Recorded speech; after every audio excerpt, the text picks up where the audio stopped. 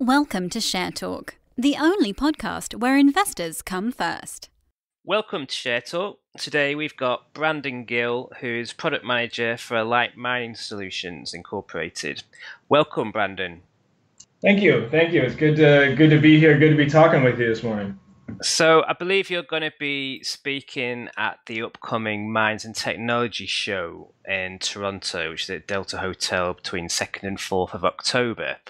So I'm just going to briefly ask you a bit about your own personal history before we get into what Alight actually do. So you're obviously a product manager. So what does that entail?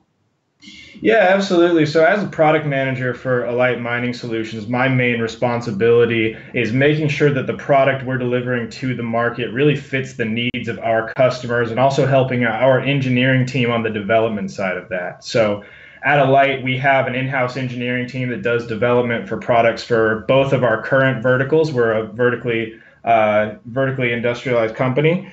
So it's mostly interfacing with clients to make sure that we're meeting their needs and also staying a bridge to what's new and exciting in mining and in the industry so that we can keep up to date with our product and make sure that we're serving all the needs of customers and partners. Do you want to just give me a very brief overview of what it is that Alight actually do?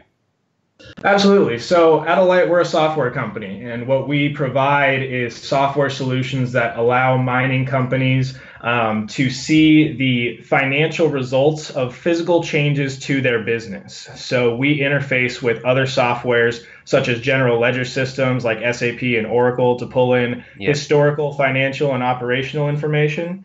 Okay. And also operational systems like mine planning systems to bring in forecasted operational data.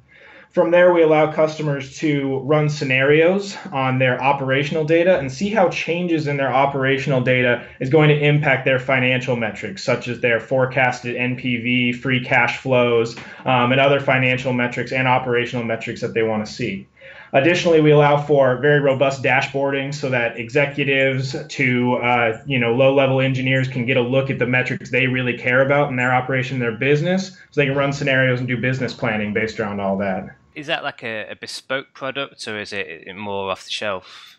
It's an off-the-shelf product, so it's something that we configure to each of our customers. So there's a little bit of configuration work, but off-the-shelf, what you're getting is something that allows you to see how these changes ripple through your value chain of mining to see how a change in operational information impacts your financials.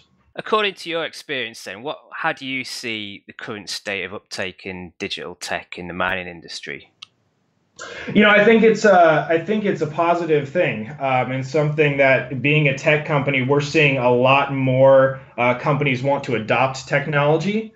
And it's companies that don't want to adopt the same technology they've been kind of pitched the last 20, 30 years. They're looking for new innovations. They're looking for different industries to influence that technology. We actually have a fun anecdote here.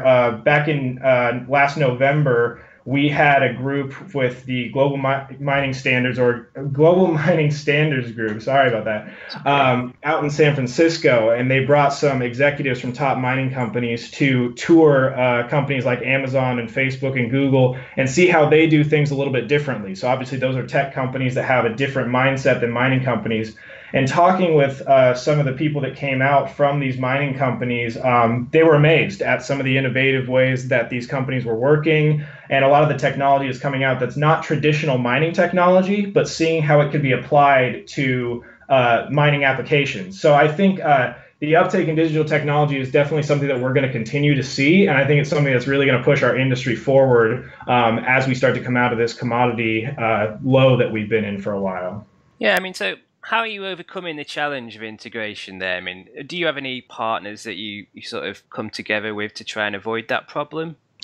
Yeah, we personally don't work with too many formal partners, but we do have many people in the industry that have helped us along the way a lot. We recently received some funding from Caterpillar, and Caterpillar is doing a lot of exciting things in the world of technology. I think a lot of people look at Caterpillar as more of an equipment provider, but they actually have several different softwares and technologies that they use day to day with their customers that we are starting to integrate with as well.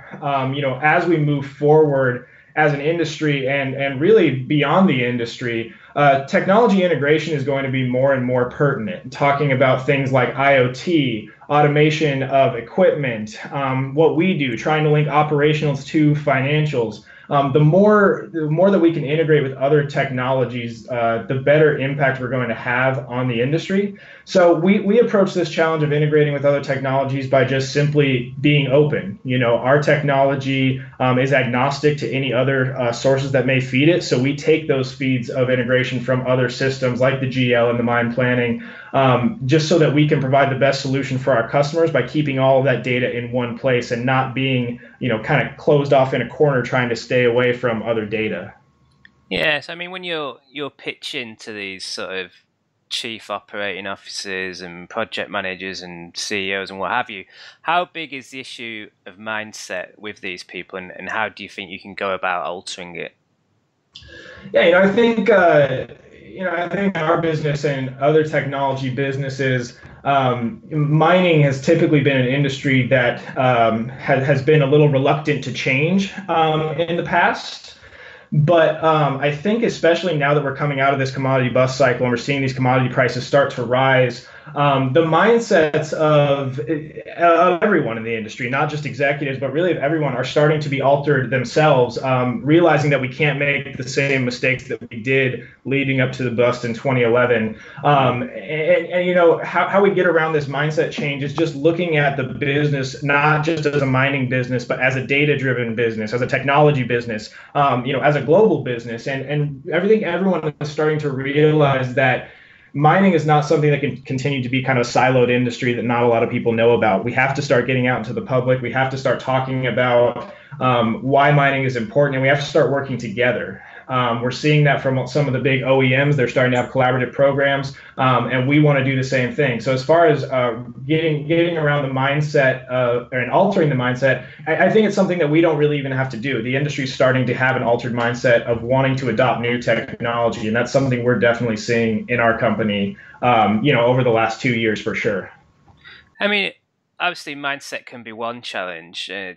Cost can obviously be another, but I guess that's partly why you're in business, try and drive efficiencies and hopefully reduce costs for these kinds of businesses. I mean, what do you see as the biggest challenge in selling these kind of services to the mining sector? Yeah, I think with what we do, one of the challenges we have is that we're in a fairly new area of mining. I call it kind of a greenfield technology area where there's not a lot of other tech companies that are doing what we're doing. So with that in itself, there's some challenges as far as just being different. I think the other challenge that there is there's a lot of talk these days around data and how going to a cloud-hosted system like Alight is going to change how data is protected, what's the security around data, who owns the data. So one challenge we have is just making sure that everyone understands that our security is top-notch. Within our company, we're hosted on Amazon Web Services, which is top-notch security throughout the cloud. And I think as we move toward more digital technologies in mining, that's going to be a topic that's going to continue to come up, is as some of these technologies start to move more toward cloud hosting, or this data lives off of internal servers, who owns the data, how's the data protected, especially because these are big publicly traded companies. But again, I think it's something that that mentality is going to have to shift a little bit in order to move forward. Major financial institutions don't always store their data on internal servers anymore. And as we continue to grow, I think that challenge is going to mitigate itself, just as we push forward as an industry and have these new innovations. Yeah, I mean, I was talking to Greg Harmon-Dayan the other day about the work he's been doing with Anglo American and their kind of sort of inverted commas, the modern mine sort of concept. And he was talking a lot about cloud computing, but also the introduction of AI and augmented reality in the future. I mean, how do you see the long term for digital tech with sort of what you may even call the digital mine progressing? How do you see that moving forward in the future? I think it's something that all the major mining companies are definitely moving for, and a lot of the OEMs are too. And the biggest driver of that obviously is safety. How can we make the mine more safe? How can we make operations safer? How can we take people away from the face? So I think as we continue to progress, what you're going to start to see is a big push for the things you were just talking about: AI, automation. How can we mine more efficiently? As we start to go underground more with some of these mines, to get to reach new ore bodies. Digital technology is going to allow us to do that, and it's going to allow us to do that very quickly. But I think in order for us to continue to progress in that way, it goes back to the previous question you asked, and that's the challenges around the digital services and just being more open to accepting outside help. Accepting help from non-traditional technology vendors is going to be critical. Partnering with other industries is going to be critical to see how they're advancing digital technology. I mean, a lot of the things that we want to do in mining with, the kind of what I'll call the roadmap of digital technology is being done in the world. As an industry, we're just going to have to be willing to adopt that roadmap as well and move with other industries through that roadmap. So I think it's going to be a progress that we're going to see happen fairly quickly. There's some major companies that are talking about fully autonomous mines. There's major companies talking about using machine learning to do better predictive analytics on their risk, both from a safety perspective and from a financial perspective. And these are companies that we've talked to as well, who really see this as kind of the next forefront in progressing our industry, especially as we come out of this commodity bust, especially as these commodity prices start to rise and new mines are open. This is going to be the thing that's really going to drive our industry for the next 15, 20 years, no doubt.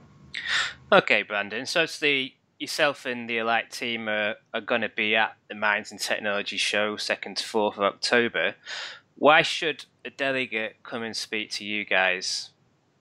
Yeah, I think, we'd love to have everybody come by and speak to us because the solutions that we're providing are continuing to help mining customers really understand how operations and financials play against each other and how scenario planning in their forecasting can open up new opportunities within their business. I'll actually be giving a talk and giving some of my 5 rules of financial forecasting and scenario planning, where we'll be kind of walking through the things that I've learned and the things that we've learned as a company that some companies do really well, some companies are maybe a little less mature on that scale, and how we're helping companies grow in an area that we're getting a lot of interest in, and that's that scenario planning and financial forecasting relating to operations.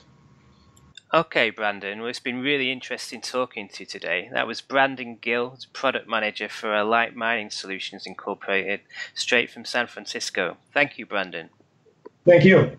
Thank you for listening. Remember to visit our website for more news and other podcasts at www.share-talk.com.